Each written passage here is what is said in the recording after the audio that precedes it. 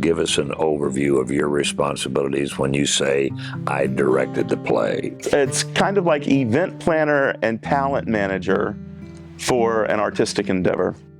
You are doing scheduling, you're getting into the script, finding out what your vision is for it, make sure everything that happens on stage is organized and taken care of, and lead those actors and actresses in a way that makes them shine and that accomplishes your vision for the show. I wished I could repay.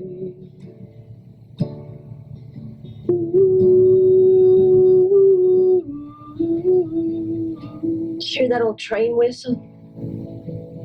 Lord God, that's a lonesome sound. You've done Hank Williams' Lost Highway before. The first time I did it was with Spartanburg Little Theater in 2020.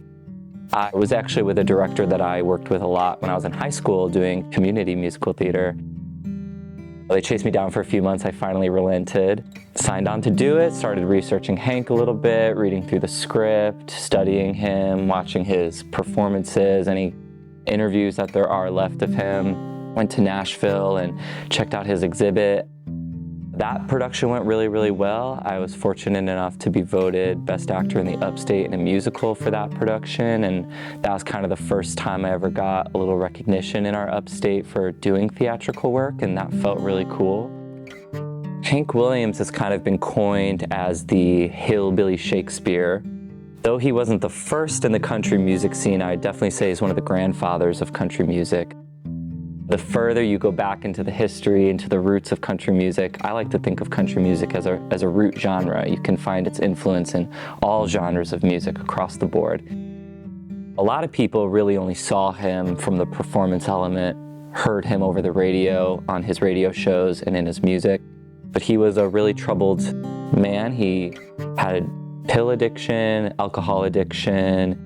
From early on in his life, when he was a young kid, he had spina bifida. He didn't have all the vertebrae in his spine, and his muscles would lock up, and he was in a lot of physical pain all the time. It's kind of the first time you get to see him as a person, as a human, beyond what he did show us in his music. Hank plays his own instruments, and we get to listen to so many songs from his repertoire that have entertained people for Decades. 70 years.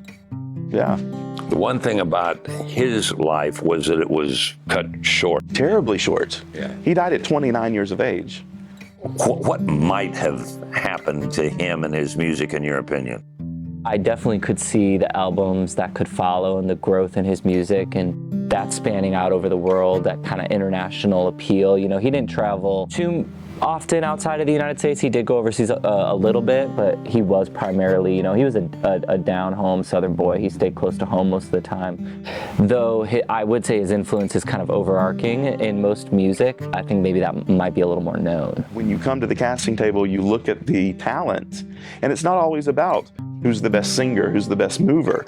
You're looking for who you see that character as a director, and is that in this person who's standing in front of you?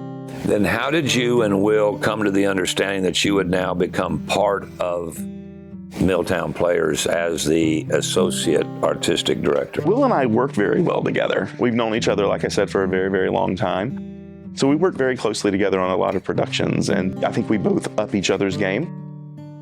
We've taken 2 shows with Milltown to competition. One went all the way to nationals,